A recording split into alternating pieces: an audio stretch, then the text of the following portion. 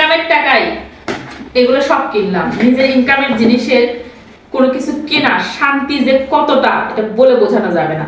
একটা বালতি নিলাম, একটা ইলেকট্রিক কেটলি,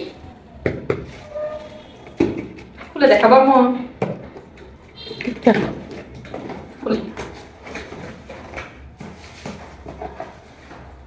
একটা ওয়ারেন্টি কার্ড আছে, কারণ আমার একটু ঠান্ডার বাতি আছে বেশি। আর বাবা এখানে আমি চিরুনি রাখতে পারবো, একটা বাস্কেট। এটা আমার মায়ের জন্য, পানি খাবে। এইটা হলো দুধ ছাকা বা চা ছাকনি যেটাই বলেন। এটা আমি একটু ইস্তুপগুলোর বসে রাখবো, এটা আমার খেতে হয়। এটা কন্টেনার, এটা ফুড বাস্কেট।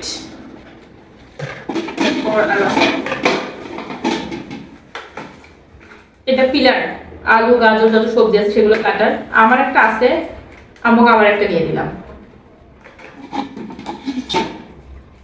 শাক সবজি ধুয়ে রাখা যাবে, এটা নিছি। ঢাকনা, একটা কড়াই নিছি, ছোট ছোট গোল বাটি,